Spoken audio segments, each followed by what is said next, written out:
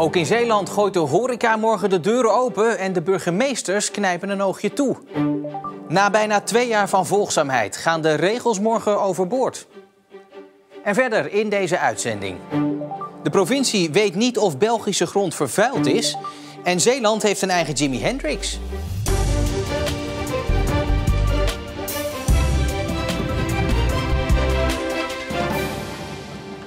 Goedenavond. Het heeft er alle schijn van dat morgen ook in Zeeland een groot aantal horecazaken de deuren opent.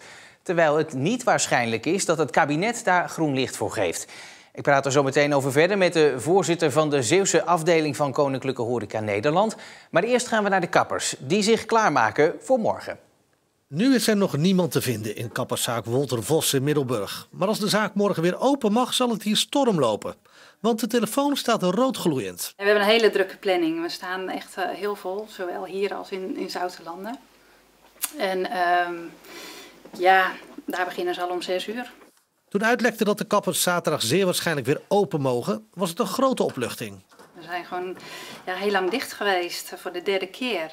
En ik heb wel gemerkt dat deze 3e lockdown er wel heel hard ingehakt heeft. Ik denk voor heel veel ondernemers. De horeca mag niet open, maar doet het toch. 1 dag en de burgemeesters gedogen het. Maar of de eigenaar van wijnbar Vini in Goes er blij mee is? Ja, ik vind er natuurlijk helemaal niks aan. Weet je, het is een druppel op een gloeiende plaat. We moeten natuurlijk wel een statement maken. Ja, ik ben een wijnbar. Mensen gaan pas vanaf 1 uur of 3 gaan ze pas een wijntje nemen. Nou, dan moet ik het van 3 tot 5 moet ik het gaan verdienen. Dat hij morgenavond om 5 uur de deuren weer moet sluiten, blijft frustrerend. Ja, wat kan ik ermee? Ik kan er helemaal niks mee. Ik probeer positief te blijven. Maar het ondernemen begint me nou toch wel een beetje... Het lood zit in mijn schoenen, laat ik het zo maar zeggen. Ik praat erover verder met Frank de Reu, de voorzitter van de Zeeuwse afdeling van de Koninklijke Horeca Nederland. Meneer de Reu, uw afdeling stond er altijd onbekend zich aan de geldende regels te houden. Die regels zijn op zich natuurlijk duidelijk. Horeca morgen dicht. Ja, maar morgen maken we een uitzondering. We gaan om 11 uur open en dat doen we tot 1 uur of 5. En dat betekent dat iedereen die dat wil mee kan doen met deze actie. Uiteraard van tevoren keurig gemeld bij het bevoegd gezag, dus burgemeesters zijn ervan op de hoogte. En zoals je net in de intro al zegt, die knijpen een oogje toe. Ja, als veel horeca dan morgen open gaan, hoe gaat dat dan? QR-code, tafels op 1,5 meter afstand of worden ook alle regels losgelaten? Nee, we houden ons keurig aan de regels zoals dat hoort. Dus dat betekent dat we mensen die binnenkomen netjes hun QR-code zullen checken. We zetten ze netjes aan een tafel, ze worden geplaceerd. Mondkapje mag dan op dat moment af. En ze zijn een ochtend of middag bij ons te gast, zoals het hoort.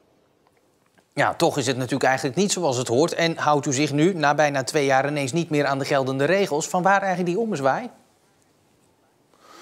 Nou, de ommezwaai is denk ik heel duidelijk veroorzaakt door het feit dat we nu in een lockdown zitten die heel anders is dan de vorige keer. We zien dat heel Europa de horeca openhoudt, ook detailhandel openhoudt. En deze actie is met name bedoeld om te laten zien dat horeca en detailhandel samen heel nadrukkelijk het moeten doen om de leefbaarheid van de stad te optimaliseren. Een stad met alleen winkels open is geen stad. Een stad met alleen horeca open is geen stad.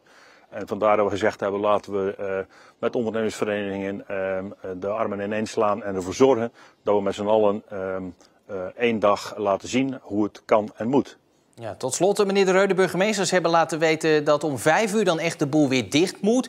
Maar als we de regels toch blijkbaar overboord gaan gooien, gaat de horeca dan wel om 5 uur dicht? En hoe gaat het zondag en volgende week? Ik vind dat we met z'n allen om 5 uur dicht moeten gaan. Dat is heel duidelijk. Die afspraken hebben we al zodanig ook gemaakt, dus daar gaan we ons ook aan houden. En ik hoop nog steeds dat de minister vanavond iets zinvols gaat roepen voor de Camera. Ik weet dat er om 5:30 nog een keer overleg is met ons dagelijks bestuur en de minister van Economische Zaken om te kijken wat we wel kunnen doen de komende periode. Mocht dat nou vanaf vanavond 7 uur nog niet te horen zijn, dan hoop ik dat hij in ieder geval perspectief voor de sector gaat geven, want dat is echt heel hard nodig. Frank de Reu, hartelijk dank voor de toelichting. Volgens de gemeente Middelburg is er geen relatie tussen de dodelijke steekpartij van afgelopen weekend en de jarenlange problemen met jeugdcriminaliteit in de wijk Douwendalen. De gemeente stelde eind 2020 een noodplan op om de rust in de wijk terug te brengen, maar toch blijven er incidenten voorkomen. Ik denk niet dat het alleen de wijk Douwendalen is. Ik denk dat de jongeren aan zich zien we natuurlijk dat er heel veel wapenbezit onder jongeren is. En met name dat online pestgedrag, dat is niet alleen in Douwendalen, dat is denk ik in alle wijken zo. Alleen hier zitten heel veel jongeren. Die komen ook bij elkaar, die zoeken elkaar soms ook op. Maar het grote probleem met die grote groep, die intimiderend en agressief was in de wijk, nou, die hebben we gelukkig kunnen onderscheppen. En daar gaat het gelukkig nu een stukje beter mee. Meneer Alberts, wat zou u zeggen tegen de jongeren die op dit moment aangeven: wij durven ons huis niet uit, want we zijn bang dat we in elkaar geslagen worden of neergestoken worden misschien wel? Nou, dat is absoluut een verschrikkelijk gevoel als je dat zou hebben. Dus dan zou ik zeggen van ga met elkaar in gesprek. Maar wellicht zoek ook de politie of een jongerenwerker op om daarover te gaan praten. Dat je een veilig gevoel kunt krijgen dat je wel op straat kunt. Want dat is natuurlijk een normale situatie en daar moeten we zo snel mogelijk naar terug. Overigens heeft de rechtercommissaris vandaag bepaald dat 2 broers van 15 en 16 jaar 2 weken langer vast blijven zitten. Zij worden ervan verdacht betrokken te zijn geweest bij de steekpartij waarbij de 15-jarige Tim om het leven kwam. Bij Zorgzaam mogen vanaf maandag geen stoffen mondkapjes gedragen worden in het ziekenhuis en in de ouderenzorglocaties. Zorgzaam zegt deze regel in te voeren vanwege de extra besmettelijke Omicron-variant. Bezoekers die geen medisch mondkapje bij zich hebben, krijgen er een. Het heeft even geduurd, maar leerlingen van basisschool de Berenburg in Oostburg hebben vandaag een Anne Frankboom geplant. Ze hadden de gemeente vorig jaar om zo'n boom gevraagd om de slachtoffers van de Tweede Wereldoorlog te herdenken. Deze boom die stamt af van de witte kastanjeboom van Anne Frank, die ze vanaf de zolderkamer kon zien, die voor haar vrijheid betekende. De naastaanstelling in Oostburg vinden we heel fijn, aangezien Oostburg een redelijk klein dorpje is. Dus dat is wel knap dat we het voor elkaar hebben gekregen. Kasteel Westhoven in Oostkapelle is in de race voor de titel het allermooiste kasteel van Nederland. De ANWB nomineerde 50 kastelen uit de middeleeuwen. En uiteraard is die van ons natuurlijk de allermooiste. Tot en met 6 maart kunt u stemmen op Westhoven via de website van de ANWB. De provincie weet nog steeds niet precies wat er in de bagger zit die Vlaanderen op de grens met Zeeland in de Westerschelde wil storten. Dat bleek tijdens een bijeenkomst van Provinciale Staten vanochtend. Vlaanderen controleert het slib dat daar gestort moet gaan worden, maar deelt die gegevens niet met Zeeland. Volgens een aantal partijen in Provinciale Staten is het feit dat Vlaanderen die gegevens nog niet deelt met Zeeland onderdeel van een patroon. We wachten totdat Vlaanderen met informatie komt. En als PvdA zouden we liever een wat actievere houding zien van het provinciebestuur. Dus echt ga de informatie halen. Je bent een buurman, dus je hebt ook recht op die informatie. En vooraf horen wat er gestort gaat worden en waar het gestort gaat worden. Die afwachtende houding, daar zitten wij niet op te wachten. Ik zou van de provincie meer daadkracht willen zien als het gaat om het ophalen van die gegevens. Zodat we daar ook zelf naar kunnen kijken. Gedeputeerde Dick van der Velde snapt dat de staten die gegevens graag willen ontvangen. Terecht dat de Provinciale Staten daar vanmorgen ook de nodige vragen over gesteld heeft. Ik kan me ook nog niet voorstellen dat er al monitoringsgegevens zijn, want volgens mij zijn ze nog niet aan het graven. Maar ik ga ervan uit dat iedere keer als er monitoring nodig is, dat die gegevens aan ons verstrekt zullen worden. Antwoord voor de volle 100% op de vraag, krijgen we die gegevens? Die heb ik nog niet. De gedeputeerde zegt er alles aan te doen om de gegevens te krijgen van Vlaanderen. Normaal gesproken zou hij avond aan avond in het theater staan, maar nu zit hij door alle coronamaatregelen thuis op de bank in Bussum. De uit Kolijnsplaat afkomstige Jimi Hendriksen is 23 jaar, net afgestudeerd en heeft nu al een grote rol in de musical The Sound of Music.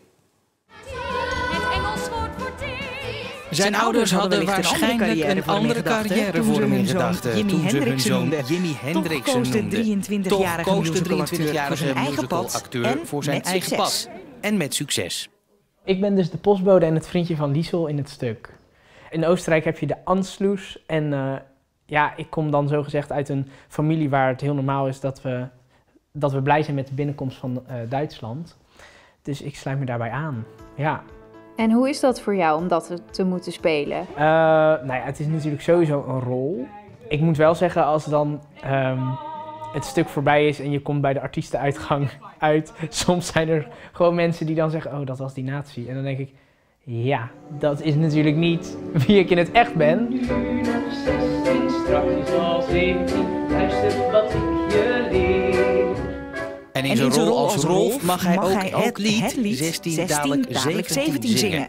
Zelf had hij op die leeftijd nog niet het plan om in musicals te spelen. Ik wilde heel graag architect worden naar de TU Delft, maar ik heb net op het laatste moment de VWO 5 natuurkunde moeten omwisselen voor informatica, omdat ik dat echt niet trok. En nou ja, toen heb ik dat dus omgewisseld en toen ben ik wonder boven wonder in Tilburg terechtgekomen. Daar volgde hij de opleiding musicaltheater. En ook zijn ouders zijn inmiddels tevreden met zijn carrièrepad.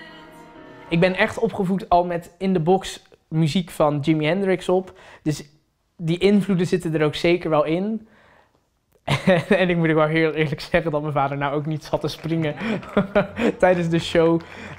Dat hij alleen maar dit soort muziek hoorde. Maar als hij dan bijvoorbeeld Bergen of Dalen, Climb Every Mountain van Francis van Broekhuizen hoorde. Nou, dan zei hij ook wel, dit is echt hele mooie muziek. Zijn keuze voor musicals is dan ook de juiste gebleken. En als er nou speciaal voor jou een musical gemaakt zou worden, waar zou die dan over gaan? Nou, er zou sowieso heel veel in gedanst worden. Er zou hele mooie muziek zijn. En voor de rest, ja, misschien dan het verhaal van de jongen die architect wilde worden, maar uiteindelijk musicalster werd. Nou, ster, dat wil ik niet zeggen, maar musicalacteur dan.